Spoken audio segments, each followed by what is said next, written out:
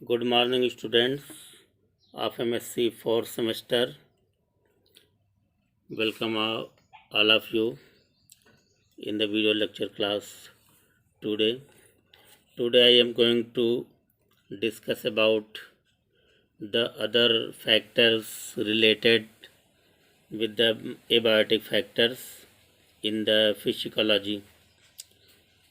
As I was discuss about the abiotic components, abiotic factors which are if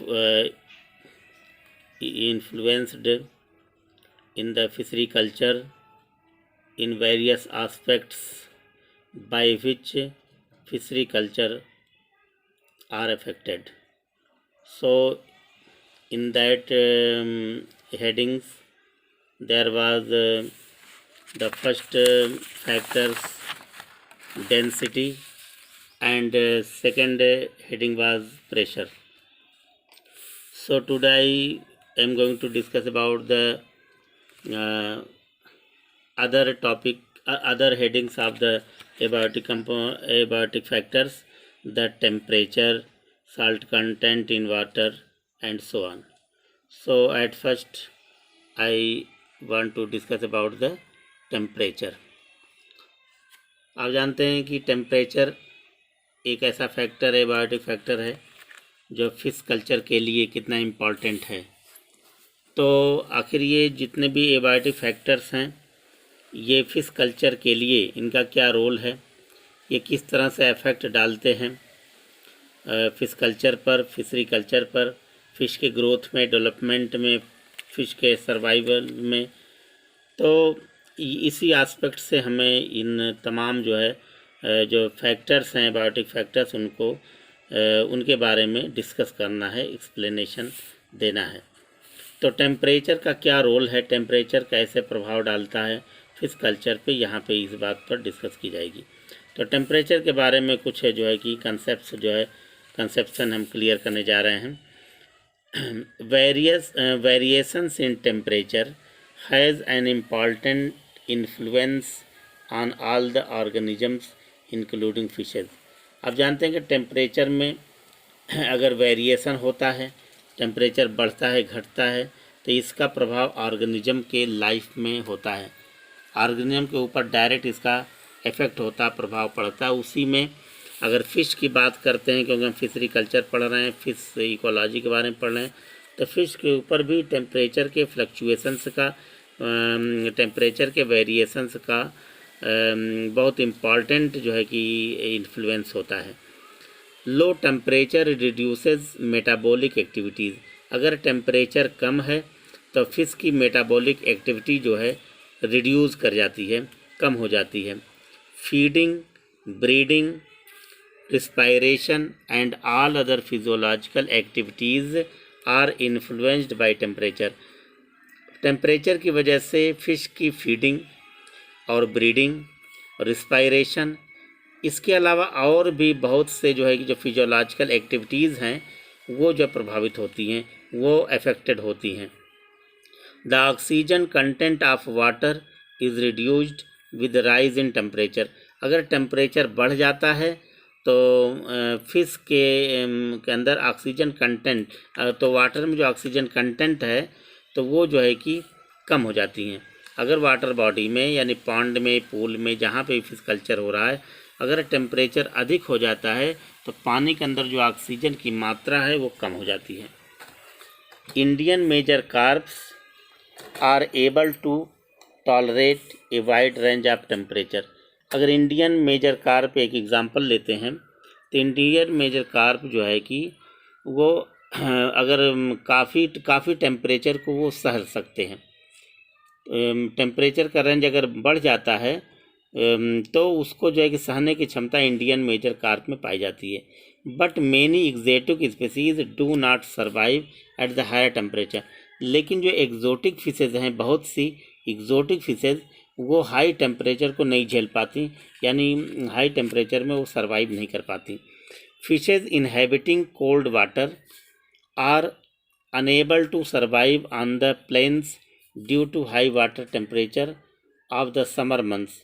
यानी आप जानते हैं कि फ़िश जो है अक्सर जो है कोल्ड वाटर में रहती हैं, ठंडे पानी में फिशेज रहना पसंद करती हैं। और जबकि प्लेन में यानी मैदानी इलाके में इंडिया के जो है कि जब टेम्परेचर काफ़ी हाई हो जाता है प्लेन के एरिया में, यानी कि जब मैदानी इलाकों में, यानी उत्तर प्रदेश बिहार का ये जो एरिया है, मध्य प्रदेश प्लेन एरिया है इंडिया का, तो यहाँ जब टेम्परेचर गर्मियों का मौसम जब अधिक हो जाता है तो मछलियों के लिए जो है काफ़ी जो है कि दुखदायक होता है, वो इसके टेम्परेचर को झेल नहीं पाती हैं।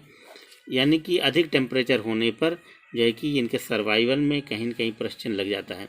Hence a knowledge of the range of temperature variation is necessary before introducing fishes for culture in ponds. इस तरह से हम देखते हैं कि टेम्परेचर का जो फ्लक्चुएशंस होता है, टेम्परेचर जो कम ज़्यादा होता है, यानी टेम्परेचर वेरिएशन के बारे में अच्छी तरह से जानकारी, रेंज ऑफ टेम्परेचर वेरिएशन के बारे में अच्छी जानकारी होनी ज़रूरी है अगर फ़िश कल्चर पॉन्ड में करने जा रहे हैं। अगर फ़िश कल्चर करने जा रहे हैं, फिश पॉन्ड में फ़िश कल्चर कर रहे हैं, तो टेम्परेचर वेरिएशंस को, रेंज ऑफ टेम्परेचर वेरिएशन की जानकारी अच्छी तरह से होनी ज़रूरी है। अदरवाइज़ टेम्परेचर की जानकारी नहीं है, रेंज ऑफ टेम्परेचर नहीं पता है कि किस फिश के लिए टेम्परेचर कितना होना चाहिए, वाटर बॉडी में टेम्परेचर कितना होना चाहिए, और जो है कि मैदानी इलाके में या और भी जो है पहाड़ी इलाके में या जो भी मतलब एरिया वाइज अगर टेम्परेचर रेंज नहीं जानते हैं तो कहीं न कहीं फिश कल्चर करने में अयोग्य साबित होंगे। तो इस तरह से टेम्परेचर टॉपिक हमने यहाँ पे डिस्कस किया। इसके अलावा जो नेक्स्ट जो फैक्टर है, एबायोटिक फैक्टर, वो आपके सामने डिस्कस करने जा रहे हैं, वो है साल्ट कंटेंट इन वाटर, या इसी को साल्ट में सैलिनिटी बोलते हैं। यानी वाटर बॉडी में साल्ट की मात्रा कितनी होनी चाहिए, कितनी नहीं होनी चाहिए। अभी तो टेम्परेचर की बात हमने किया है, लेकिन अब जो है साल्ट कंटेंट, सैलिनिटी, वाटर में सैलिनिटी यानी साल्ट कंटेंट या साल्ट आयन की मात्रा कितनी होनी चाहिए, कितना इसका जो है कि एक आंकड़ा होना चाहिए, कैसा इसका एक मेजरमेंट होना चाहिए, ये जानकारी भी रखनी ज़रूरी है। तो इस पर हम डिस्कस करने जा रहे हैं साल्ट कंटेंट इन वाटर, यानी कि सैलिनिटी। द टर्म सैलिनिटी और salt content in water refers to the total concentration of all the dissolved ions in natural water expressed in milligram per liter और ppm। यानी अगर salinity हम की बात करें यानी साल्ट कंटेंट इन वाटर, तो इसको कैसे हम जो डिफिनीफाई करेंगे, क्या होता है salinity, salt content of water को कैसे मेजर करेंगे, तो उसके बारे में द टर्म सैलिनिटी और salt content in water refers, यानी सैलिनिटी किसे कहते हैं, साल्ट कंटेंट वाटर हम किसे कहते हैं, तो यहाँ पे देखेंगे कि किसे कहते हैं, to the total concentration of all the dissolved ions, यानी कि जो नेचुरल वाटर है, नेचुरल वाटर यानी कि जो पॉन्ड वाटर है, पूल है, नदियां हैं, इन सबों में जो पानी है, तो इस नेचुरल वाटर में जो है कि जो आयन डिजॉल्व्ड आयन है, इनका कंसंट्रेशन कितना है, जो है कि वो जो है देखा जाता है कि अगर कितना जो है कंसंट्रेशन ऑफ डिजॉल्व्ड आयन है, और वो भी कितने में, इन मिलीग्राम पर लीटर, यानी इसका जो पैमाना है milligram per litre, milligram per litre में आयन, डिजॉल्व आयन की का कंसंट्रेशन किसी भी नेचुरल वाटर में कितना है, यानी कि अगर मिलीग्राम पर लीटर में अगर इसे हम नापते हैं, मेजर करते हैं, तो उसे ppm बोलते हैं, या तो मिलीग्राम पर लीटर कहें या उसी को ppm कहते हैं। ppm क्या होता है, ppm यानी 1 ppm का मतलब होता है पार्ट पर मिलियन, यानी कि पर मिलियन, मिलियन का मतलब होता है 1 लाख को 1 मिलियन बोलते हैं, 10 लाख को मिलियन बोलते हैं, तो पार्ट पर मिलियन को 1 ppm बोलते हैं। इंडिकेट्स दैट, क्या मतलब इसका, indicates that there is a 1 part by weight of a substance in 1 million part of the solvent, यानी 1 ppm का मतलब क्या है, 1 ppm क्या इंडिकेट करता है, यानी पार्ट पर मिलियन क्या इंडिकेट करता है, that there is a 1 part by weight of substance, कोई सब्सटेंस है, यानी कोई भी चीज़, मान लीजिए साल्ट ही, कोई साल्ट में डिफरेंट टाइप साल्ट होते हैं, कोई साल्ट सब्सटेंस को ले लीजिए, तो 1 part by wait of substance का 1 पार्ट हम लेते हैं, और जो है कि किसी 1 million part of the solvent 1 million part of solvent, यानी जिसमें ये घुल मिल जाते हैं, तो सॉल्वेंट के 1 मिलियन पार्ट में कोई भी साल्ट सब्सटेंस की का जो है कि कितना पार्ट, कितनी मतलब मात्रा मौजूद है। A water sample with 1 ppm salinity would contain 1 milligram of ions. A water sample, एक कोई वाटर सैंपल लेते हैं जिसमें 1 ppm सैलिनिटी है। अगर 1 ppm अगर सैलिनिटी कही जाए वाटर सैंपल में, तो वो क्या होना चाहिए, would contain 1 milligram of ion. यानी कि अगर कोई वाटर सैंपल है उसमें कहा जाए कि सैलिनिटी 1 ppm है, तो इसका मतलब यह है कि उस वाटर में, सैंपल वाटर में 1 मिलीग्राम ऑफ आयन, यानी 1 मिलीग्राम आयन मौजूद है। कोई भी सब्सटेंस होगा उसका जो आयन है 1 मिलीग्राम मौजूद है, इसी को 1 ppm कहेंगे। एंड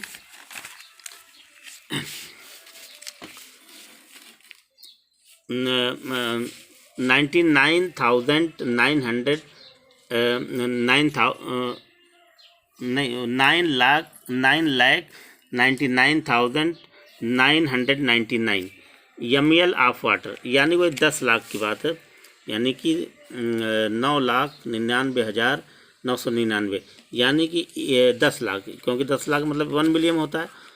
तो इतने में इतना अगर ml वाटर है यानी 10 लाख, इसको सीधे से हम इतना ना अगर एक 10 लाख कर दीजिए, सीधे से 10 लाख ml ऑफ वाटर में जो है कि अगर 1 मिलीग्राम ppm है, अभी यहाँ जो हमने देखा 1 मिलीग्राम आयन अगर मौजूद है, 1 मिलीग्राम ऑफ आयंस मौजूद है किसी भी सब्सटेंस के 10 लाख ml वाटर में, 10 लाख ml वाटर में 1 मिलीग्राम अगर आयन मौजूद है किसी साल्ट का, तो उसे 1 ppm बोलेंगे।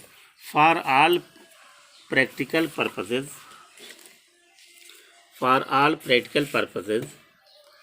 1 ppm इक्वल्स 1 mg पर लीटर।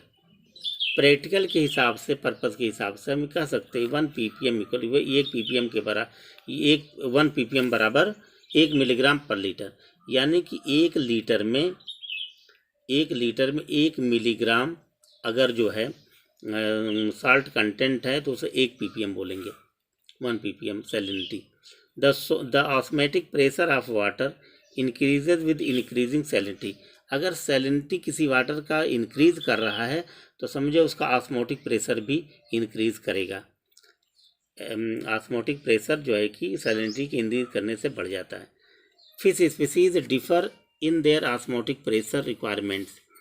फिश स्पीसीज डिफर, अब हर फिश का जो है ऑस्मोटिक प्रेशर का जो रिक्वायरमेंट है वो अलग अलग होता है, यानी एक ही मोड की सारी जो फिशेज नहीं होती, हर फिश का जो है कि ऑस्मोटिक प्रेशर रिक्वायरमेंट जो है अलग अलग होता है।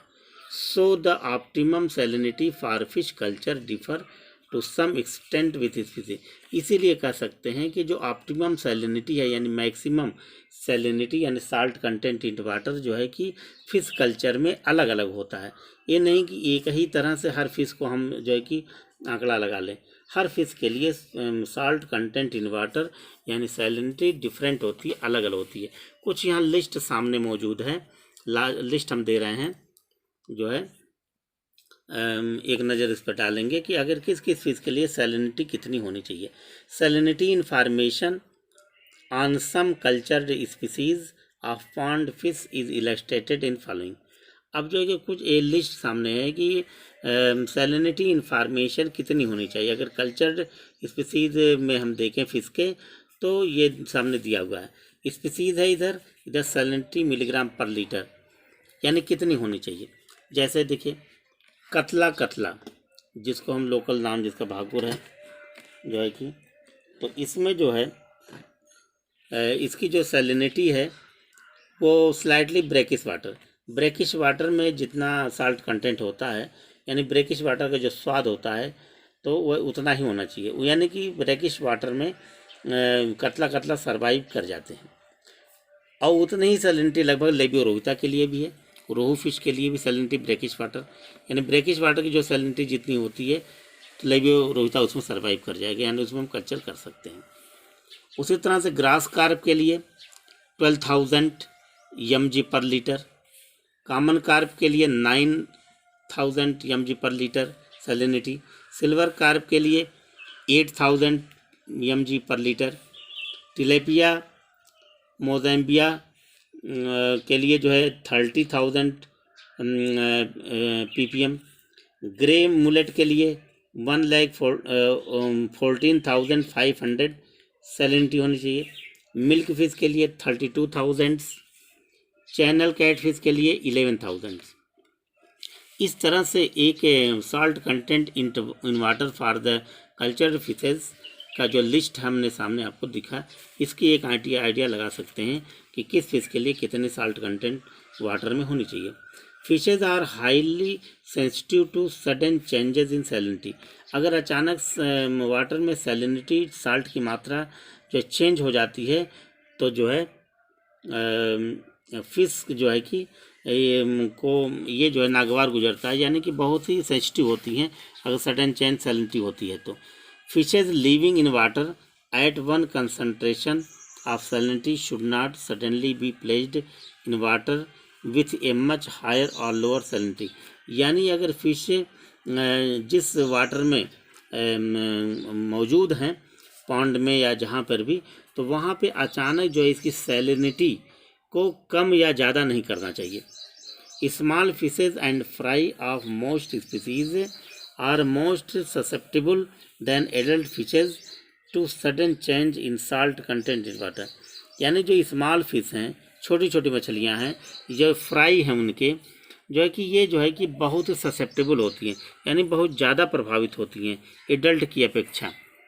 अगर अचानक जो है साल्ट कंटेंट वाटर में कम हो जाए या चेंज हो जाए या ज़्यादा हो जाए तो जो है कि जो स्मॉल फिशेज हैं और फ्राई हैं उनके ऊपर जो है कि तुरंत असर पड़ता है इसका अपेक्षाकृत एडल्ट के। यदि एडल्ट हैं तो उसमें ज़्यादा असर नहीं पड़ेगा, लेकिन स्मॉल फिश और फ्राई पे पड़ने लगता है, तो ये भी ध्यान में रखेंगे। NaCl may be used to increase the salinity in fish holding facilities and even small experimental ponds, यानी कि अगर कोई भी एक्सपेरिमेंटल पॉन्ड है यानी जिसमें फिश कल्चर किया जा रहा है, जिसमें हम फैसिलिटी उपलब्ध करा रहे हैं, फिश कल्चर कर रहे हैं, तो वहाँ पर अगर सैलिनिटी को अगर बढ़ाना है क्योंकि अगर किसी वाटर में सैलिनिटी की मात्रा कम है, अभी हमने लिस्ट दिया फिश का कि अगर इतना होना चाहिए, अगर ये सैलिनिटी कम है तो इस सैलिनिटी को बढ़ाने के लिए अगर NaCl उसमें डाल दिया जाए तो उसकी सैलिनिटी बढ़ जाती है। सोडियम क्लोराइड डाल देने से उसकी सैलिनिटी बढ़ जाती है। The degree of salt content in water reflects geological and hydrological conditions. Geological यानी कि ज़मीन के आधार पर भी, जिस ज़मीन पे पॉन्ड है उस ज़मीन के आधार पर, और वहाँ का जो वाटर बॉडी का जो कंडीशन है या वाटर मैनेजमेंट जिस हिसाब से, उसके आधार पर जो साल्ट कंटेंट की डिग्री जो है वो जो है रिफ्लेक्ट होती रहती है, बदलती रहती है। Surface water in areas of high rainfall, अगर जो जहाँ पे अधिक बारिश होती है वहाँ पे जो सरफेस एरिया है किसी भी वाटर बॉडी का जो है कि, तो वहाँ पे surface water in areas of high rainfall where soil are continuously leached usually have to salinity 10 to 250 milligram per litre. अगर जहाँ बहुत ज़्यादा बारिश होने वाला एरिया है तो वहाँ पे जो उसके वाटर के सरफेस पर जो है कि, क्योंकि मिट्टी का कटान होती है, क्योंकि बारिश होने से मिट्टी कटती है ज़मीन की, तो वो बह करके जो है कि सॉइल मिट्टी जो है पानी में आता है, तो उससे वहाँ पे जो सैलिनिटी होती है उसकी लीच करते हैं, यानी कि उसकी सैलिनिटी, क्योंकि मिट्टी में अगर NaCl की मात्रा है तो वो कुछ न कुछ 10 to 250 मिलीग्राम पर लीटर यह जो लीच कर जाती है यानी बढ़ जाती है। इन एरिड रीजन्स यानी जहाँ पे हवाएं बहुत तेज़ चलती हैं, यानी ऐसे इलाकों में जहाँ हवाएं तेज़ चलती हैं, तो arid regions evaporation exceeds and salinity increases as a result of evaporation, यानी कि जहाँ हवाएं तेज़ चलने वाले एरिया हैं वहाँ पे जो है कि वाटर बॉडी के जो इवेपोरेशन यानी वाष्पोत्सर्जन यानी हवा जो जो पानी इवेपोरेट होता है, वाष्पित होता है, वो बढ़ जाता है। तो जब बढ़ जाता है, इवेपोरेशन एक्सीड करेगा, इवेपोरेशन अधिक होंगे, जहाँ पे हवाएं ज़्यादा तेज़ चलती हैं तो वहाँ पे इवेपोरेशन तेज़ होगी, ज़्यादा होगी, तो उससे वहाँ की जो सैलिनिटी होती है वो जो है कि बढ़ जाता है। इवेपोरेशन की वजह से सैलिनिटी बढ़ जाते हैं और उसका रेंज कितना होता है, कितना range between 500 to 2500 milligram per litre and much high, या इससे भी ज़्यादा हो जाता है, एंड सैलिनिटी उसकी इससे भी ज़्यादा हो जाती है। Sea water has high salinity 35,000 milligram per litre, क्योंकि समुद्र के पानी में सैलिनिटी ज़्यादा होती है। कितनी होती है? लगभग 35,000 मिलीग्राम पर लीटर होता है। So the salinity of brackish water ponds reflect the degree of dilution of sea water with fresh water, क्योंकि ब्रैकिश वाटर हम जानते हैं कि जहाँ पे समुद्र और नदी का पानी यानी मिलता है, यानी कि जैसे बंगाल की खाड़ी में गंगा जाके गिरती है, तो जहाँ गंगा का मुहाना है या बंगाल की खाड़ी का जो जहाँ पे मिलती हैं तो उसको ब्रैकिश वाटर कहते हैं। तो ब्रैकिश वाटर में जाहिर बात कि समुद्र का पानी और फ्रेश वाटर दोनों जो है कि मिले हुए होते हैं, इसलिए उसे ब्रैकिश वाटर कहते हैं। तो वहाँ पे क्या होता है, वहाँ पे जो फ्रेश वाटर और साथ साथ जो है कि सी वाटर जब मिलते हैं तो वहाँ सी वाटर डाइल्यूट हो जाता है। तो डाइल्यूट होने से क्या होगा, वहाँ का उसके आसपास का अगर जो पॉन्ड है जिसमें हम कल्चर कर रहे हैं तो वो रिफ्लेक्ट करता है, यानी बढ़ता करता है। High rates of evaporation in brackish water ponds during period of low rainfall may cause them to become excessively saline, यानी कि जो ब्रैकिश वाटर के एरिया है, समुद्र तट का जो एरिया है, वहाँ पे जो पॉन्ड जो बनाए जाते हैं जहाँ फिश कल्चर के लिए, वहाँ पे जो है कि जब रेनफॉल कम होता है, बारिश कम होती है, तो वहाँ पे जो सैलिनिटी यानी सैलाइन जो है कि बढ़ जाता है। वहाँ के पानी के जो साल्ट कंटेंट जो होता है वो काफ़ी बढ़ जाता है, क्योंकि पानी कम होती बारिश कम होती है और समुद्र का पानी, इसलिए वहाँ पे उसका पानी खारा है और फ्रेश वाटर कम हो जाता है, इसलिए वहाँ सैलिनिटी ऑलरेडी बढ़ जाती है। Salinities in excess of 45,000 milligram per litre are difficult for even marine species to tolerate. अगर समुद्र के मछलियों की बात करें, क्योंकि समुद्र का जो पानी है उसकी जो सैलिनिटी होता है 35,000 मिलीग्राम पर लीटर जो है कि उसका एक एवरेज होता है, लेकिन अगर 45,000 मिलीग्राम पर लीटर ppm अगर जो है कि वहाँ की सैलिनिटी हो जाए समुद्र की, तो ये बहुत मुश्किल होता है कि वहाँ के समुद्र के जो स्पीसीज़ हैं, फिश स्पीसीज़ उसे झेल सकें या उसे सर्वाइव कर सकें। यानी कि 45,000 मिलीग्राम पर लीटर अगर सैलिनिटी समुद्र का पानी है तो बहुत मुश्किल हो जाता है झेलने, और इससे ऊपर हो जाएगा तो वहाँ मछलियाँ मर जाएंगी। यानी 35,000 से लेकर 45,000 के बीच में तो सर्वाइव कर सकते हैं, लेकिन जो बढ़ता जाएगा 35,000 मिलीग्राम पर लीटर से ऊपर सैलिनिटी समुद्र के पानी का, सी वाटर का, तो वहाँ के फिशेज जो मैरीन स्पीसीज़ हैं उनको टॉलरेट करना बहुत मुश्किल हो जाता है। तो इस तरह से हमने देखा साल्ट कंटेंट इन वाटर जो है कि किस तरह से फिश पर इफेक्ट डालती है, इन्फ्लुएंस करती है। इस तरह दो टॉपिक हमने इस वीडियो में डिस्क्राइब किया, टेम्परेचर और साल्ट कंटेंट इन वाटर यानी सैलिनिटी। तो इसके बाद हम नेक्स्ट जो है कि वीडियो में नेक्स्ट फैक्टर्स एबायोटिक फैक्टर लेकर के हाजिर होंगे। ओके।